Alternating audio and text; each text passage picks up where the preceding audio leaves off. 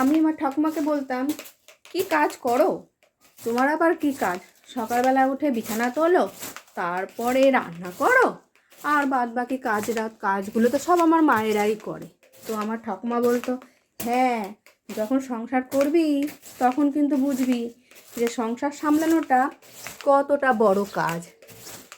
সমস্তটাতেই কিন্তু বুদ্ধি করে করতে হয়। আর এটাও ভাবিস না যে অন্য কোনো কাজের থেকে খুব একটা কম। যারা সংসারে কাজ করে তারাই একমাত্র জানে। তো আজকে সত্যি সত্যি ঠাকুমার কথাটা আমার খুব মনে পড়ে যাচ্ছে, যে সত্যি সংসার সামলানো মোটেই খুব একটা সহজ কাজ নয়। তো গুড মর্নিং বন্ধুরা, তোমরা সকলে ভালো আছো তো? আমি আবার চলে আসলাম নতুন একটা দিন, নতুন একটা ভিডিও নিয়ে। তো আমার সকালের এখন যাবতীয় যে বাসি কাজকর্মগুলো আছে সেগুলো একটুখানি করে নেব। তো আমি জলের মধ্যে আজকে শ্যাম্পু দিয়ে নিয়েছি। শ্যাম্পু দিয়ে ভালো করে ঘর মোছার যে লাঠিটা থাকে সেটা দিয়ে আমি একটু ঘেটে নেব। তো এবার আমি ঘরটা মুছে নেব। ঘরটা মোছার জন্য প্রথমে আমি তো তোমাদের বললাম জলের মধ্যে আমি শ্যাম্পু দিয়ে নিয়েছি। এবার শ্যাম্পু দেওয়ার পরে এবার ঘরটা মুছে নেব ভালোভাবে।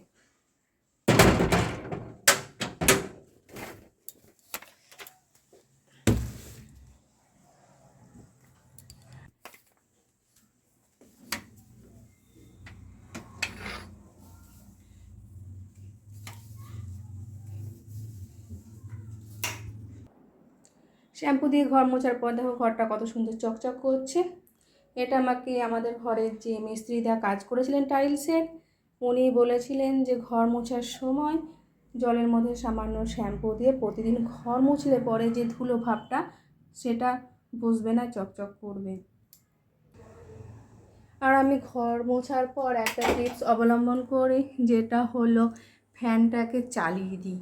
ঘর মোছার সময় ফ্যান চালাই না, যখন আমার ঘর মোছা কমপ্লিট হয়ে যায় তখন কিন্তু আমি ফ্যানটা চালিয়ে দিই।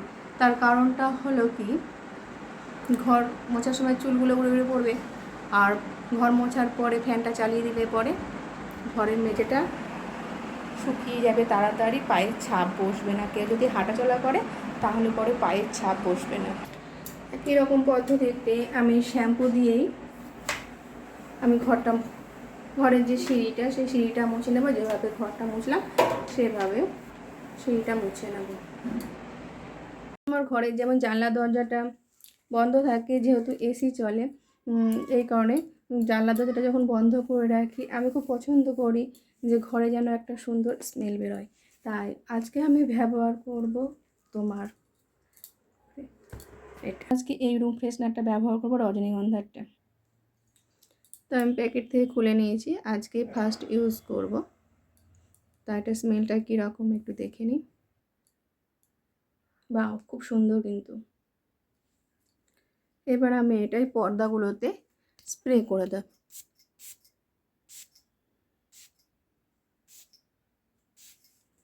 তাহলে ফ্যান চললে পরে ঘরে দরজা জানালা বন্ধ থাকলে পরে খুব সুন্দর একটা স্মেল, ঘরটা পুরো ভালো লাগে। বাহ, খুব সুন্দর। তো এদের মধ্যে কত মিল, একটু পরেই দেখবে লড়াই লেগে যাবে। আমি এখন এই ঠাকুরের বাসনগুলো নিয়ে চলে এসেছি ছাদে। ছাদে এসেই প্রথমে পেঁপের দিকে চোখ পড়লো। পেঁপেগুলো প্রায় পেকে গেছে, আমি এগুলো তুলে নেব। আর পেঁপে গাছটা বলেছিলাম না ন্যাড়া হয়ে গেছে, দেখো পেঁপে গাছে ছোটো ছোটো পাতা বেরিয়েছে।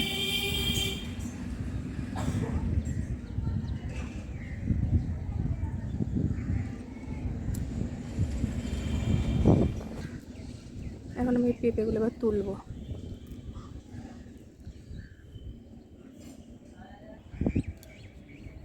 যেহেতু দেশি পেঁপে আর অফ সিজনের পেঁপে, এই জন্য খুব একটা বড় হয়নি। এর আগের পেঁপেগুলো বড় ছিল, এখনও একটা আছে, এটাও কিন্তু আমি তুলে নেব।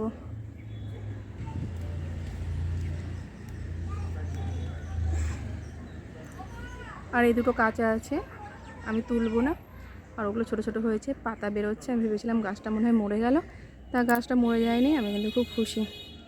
গাছটাতে যে খুব ভালো ফল হয়, তারপরে গাছটার ফলগুলো মিষ্টি, এই বলে যে খুশি তা কিন্তু নয়, তার কারণ হলো গাছের যখন পাতাগুলো এভাবে কুঁচকে গেছিলো তখন আমি কি করেছিলাম, কাঁচি দিয়ে সমস্ত পাতাগুলো কেটে দিয়েছিলাম, শুধু ওপরে 2-4টে পাতা রেখে দিয়েছিলাম।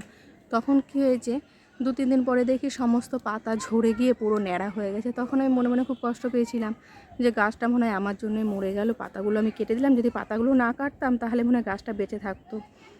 তারপর থেকে মনে মনে খুব কষ্টে ছিলাম, কিন্তু এখন পাতা বেরোতে দেখে আমি সত্যিই খুব খুশি। দেখো কাছ থেকে দেখাচ্ছি।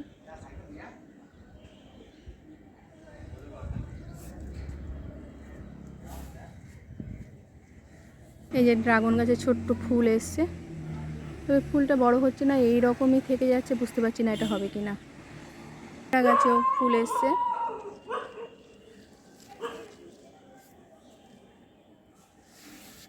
টমেটো গাছে টমেটো কালার এসছে, কিন্তু আমি এখন তুলবো না, কারণ এটা যতটা একটু লাল হোক তারপরে তুলবো।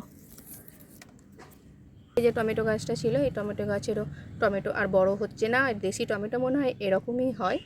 তো এটারও কালার এসছে, কিন্তু পুরোটা লাল হয়নি, সেই জন্য আমি এখন এটা তুলবো না, আর একটু লাল হয়ে যাক তারপরে তুলবো।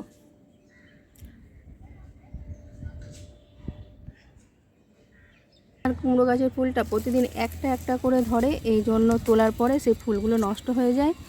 তো আমি এই কুড়িটাও আজকে তুলে নেব, নাহলে পরে এটা নষ্ট হয়ে যাবে। আমি পরশুদিনকে এটা তুলেছিলাম, ওটা রান্না করতে মনে নেই, আর একটা ফুল রান্না করার ইচ্ছেও হয়নি, এই জন্য নষ্ট হয়ে গেছে। তা কুমড়ো গাছটা বেশ ভালোই হয়েছে। এখন জানি না কুমড়ো ধরবে কি না, তবে কুমড়োর ফুল আর কুমড়োর শাক ভালো হয়েছে, এগুলো পরবর্তীকালে খাওয়া যাবে। এই গাছগুলো এরকম বড় হয়েছে, এর থেকে আর বেশি বড় হচ্ছে না, বৃষ্টির জল আবার পেলে পড়ে তখন গাছপালাগুলো ভালো হয়। এখানেও কিছু বেরিয়েছে। তো আজকে আমি ছাদ থেকে কী কী সংগ্রহ করলাম, পাকা পেঁপে আর 2টো ফুল, কুমড়ো ফুল। আমি ঠিক এখানে বসে ঠাকুরের বাসনগুলো ধুই। দেখো জল কিন্তু আমি নষ্ট করি না, যে জলগুলো এক্সট্রা পড়ে সেখানে একটা বালতি পেতে দিয়েছি, এই বালতির জলগুলো শেষে আমি গাছে দিয়ে দিই।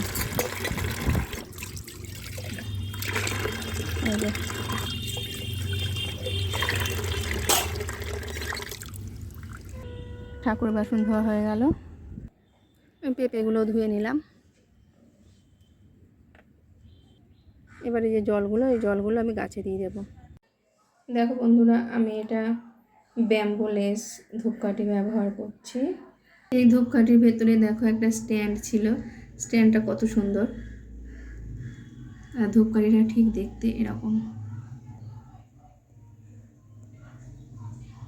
কাঠির মতনই, কিন্তু ভেতরে কোনো কাঠি নেই। আর এটা পুরো আয়ুর্বেদ। ধূপকাঠির সেন্টটাও খুব সুন্দর, খুব একটা উগ্র গন্ধ নয়। ধোয়া মানেই ক্ষতিকারক, কিন্তু তাও এটা অতটা ক্ষতি করবে না। দেখো বন্ধুরা, গাছের পেঁপেটা কেটেছি, এবার পুরোটা কেটে নিয়ে দেখাচ্ছি। পেঁপেটা আমার কাটা হয়ে গেছে।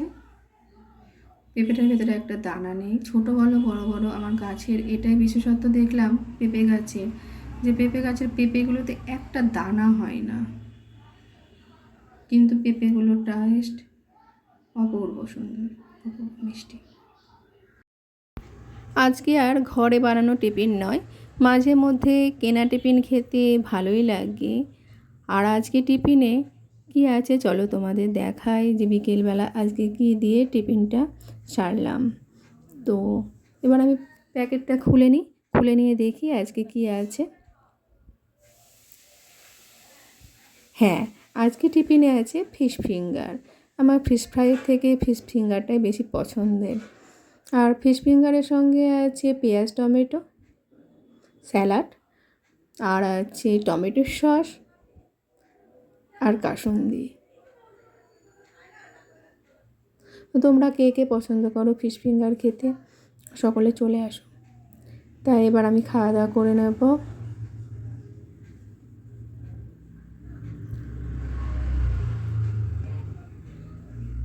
আজকের ভিডিওটা এটুকুই, আবারও দেখা হচ্ছে নেক্সট ভিডিওতে। ভালো থেকো, সুস্থ থেকো, টাটা বাই।